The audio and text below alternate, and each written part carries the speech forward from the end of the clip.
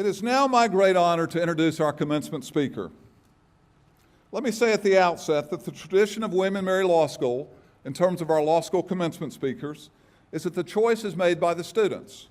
And this year they have made a brilliant choice. The Chancellor of the College of William and Mary, Robert Gates.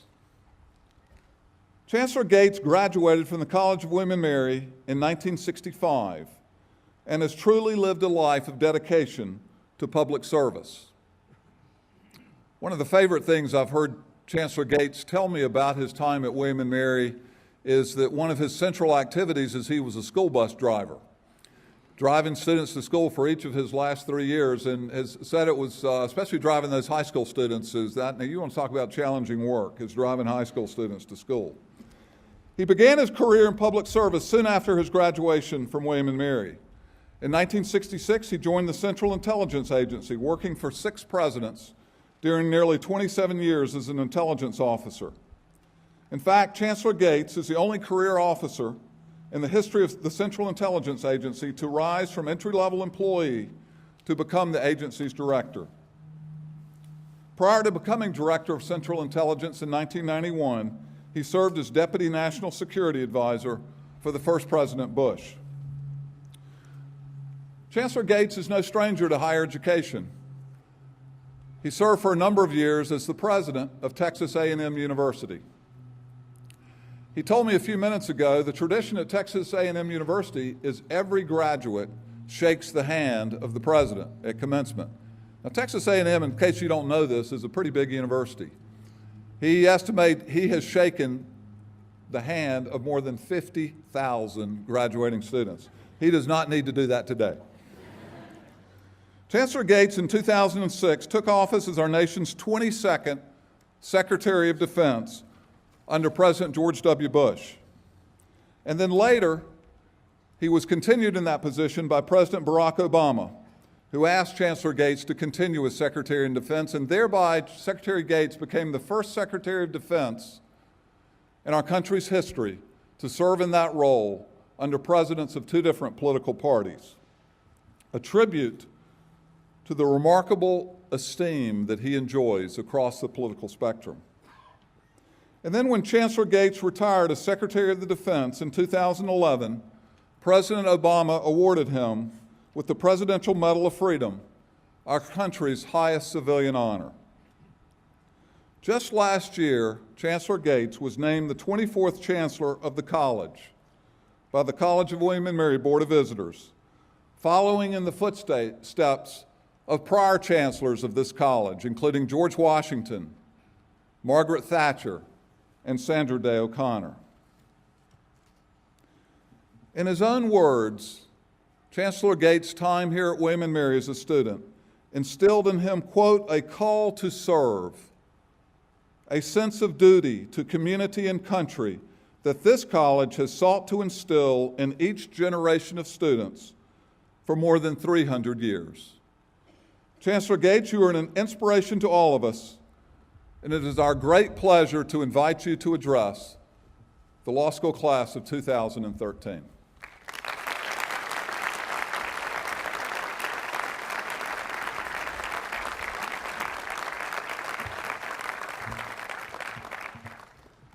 Thank you, Dean Douglas, for that kind introduction and for your exemplary leadership of the law school these past 4 years. I'm deeply honored to be invited to speak here today. I'll return the favor by not going on too long.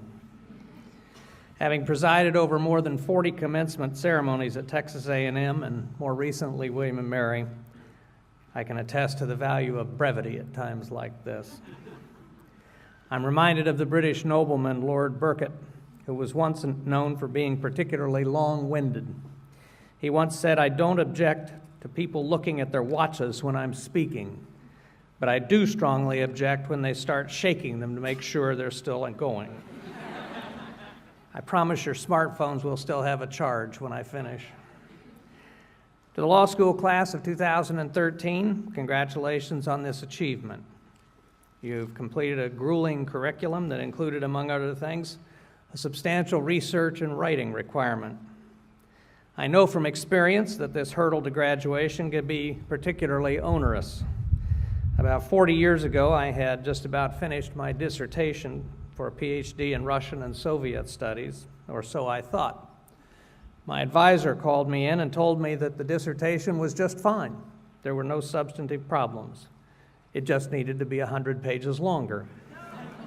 So I had to go back and pump the draft with another 20,000 words, what I will politely call filler. And this was back in the days of typewriters, index cards, and carbon paper. I hope the time and effort expended on your research paper or note was put to more productive use.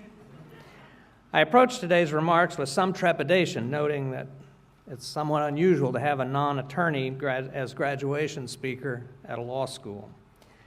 During my years in the Obama administration, I felt like I was the only non-lawyer in government. As Secretary of Defense, between the Pentagon and the military services, I had something like 10,000 lawyers working for me. That's the equivalent of 2 Army combat brigades. The jury is still out, if you'll forgive the expression, over which group is more dangerous when provoked.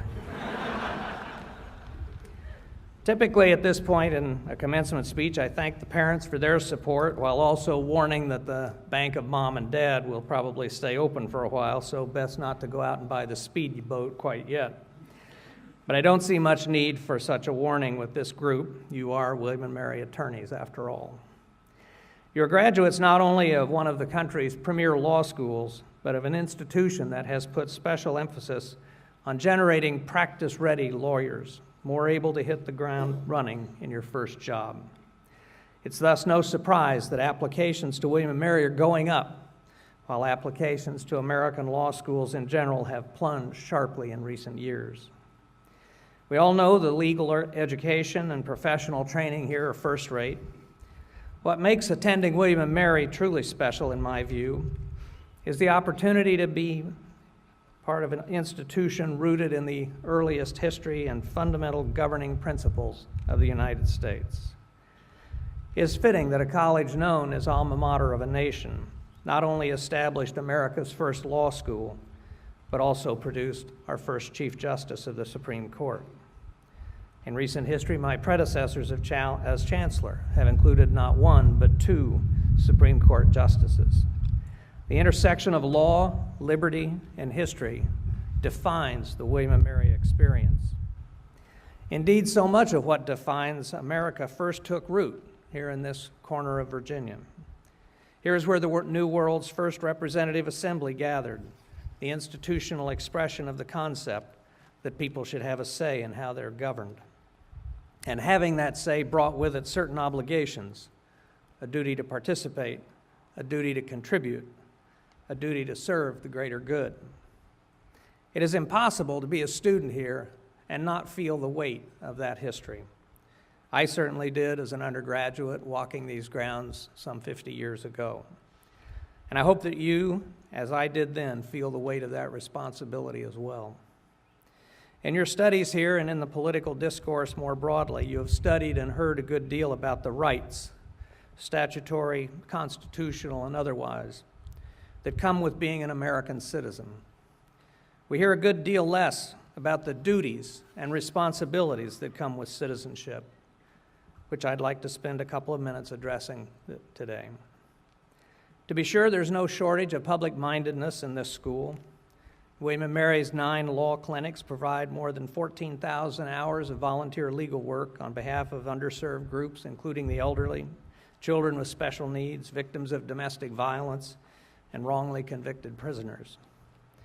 As a former defense secretary, I continue to be concerned about the well-being of the tens of thousands of military personnel injured or traumatized in Iraq and Afghanistan, many of them because of deployment orders I signed. So I'm especially proud that William & Mary is home of the Puller Law Clinic, which has become a nationally recognized model for how to reduce the massive backlog in disability claims at the Department of Veterans Affairs. No doubt many of this class, whether your personal persuasion leans toward the Federalist Society or the ACLU, will continue to devote unpaid time and effort to causes you believe in, whether through pro bono or volunteer work. But I hope you will take things one step further and consider devoting at least a part of your professional life to full-time public service. I entered government 47 years ago, and no one is more familiar with the hassles, frustrations, and sacrifices than I am.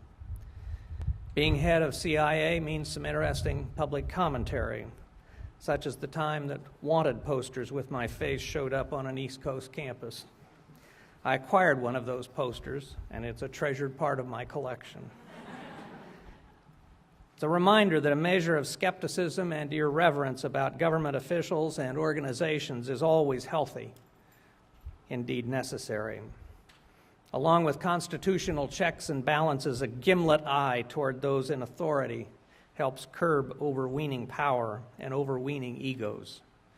And in Washington, D.C., there's certainly no shortage of either. America's system of government, conceived in no small part by graduates of this institution, is by design slow and unwieldy. Our Constitution is framed to protect liberty, not promote efficiency. And frankly, the legal profession has certainly done its part to introduce layers of process and regulation. These and other sources of delay can drive one to distraction when trying to get something done in the executive branch. While irreverence informed by healthy skepticism is essential to democracy, cynicism about the people and institutions that govern and protect our country can be corrosive. Too often, those who choose to serve in government are dismissed as bureaucrats or worse. In many cases, politicians run for office demeaning the very government and the very people they hope to lead. Justice O'Connor has spoken eloquently on the political and personal attacks leveled increasingly at members of the judiciary, putting their independence and, in some cases, their safety at risk. In the eyes of many successful private citizens, the burdens of public service have grown too onerous. In the legal profession, that can include being attacked for the people they may have represented or defended. Public life can seem too mean, too ugly, too risky, too dangerous, and too frustrating. I have a different view, a view informed by my own experience working for 8 presidents and leading countless dedicated professionals at CIA, the National Security Council, and the Department of Defense. I believe public service is a necessary and honorable calling, and contrary to the perceptions of many, a fulfilling and satisfying opportunity. I think of the thousands of U.S. military attorneys with professional educations that could earn them far greater financial reward elsewhere, who have deployed to war zones and put themselves at risk. And it is noteworthy that the most dogged and successful legal advocates for detained terrorist suspects after 9/11, on matters ranging from interrogation practices to due process, have not come from NGOs or white shoe law firms, but from the uniformed ranks of the Judge Advocate General Corps, often at risk to their own careers. I suspect that in an unguarded moment, most public servants, no matter how outwardly tough or jaded, will acknowledge that they are, in their heart of hearts, romantics and idealists and optimists. We actually believe we can make a difference, that we can change the lives of others for the better, that we can make a positive difference in the life of our country and of the world. Abigail Adams wrote her son, John Quincy Adams, "These are the times in which a genius would wish to live. It is not in the still calm of life or the repose of a Pacific station that great characters are formed. Great necessities call out great virtues." We live in a time of great necessities. As individuals, the burdens and responsibilities of citizenship in a democracy are permanent. And as a nation, we cannot escape the long-term burdens, responsibilities, and costs of global citizenship and global leadership. The implications for your generation are, I think, best captured by the words of Abigail Adams' husband, John Adams, who in a letter to another son wrote, "The public business, my son, must always be done by somebody. It will be done by somebody or another.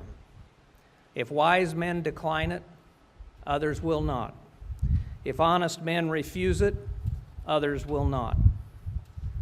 Preparedness to serve, devotion to community and fellow citizens,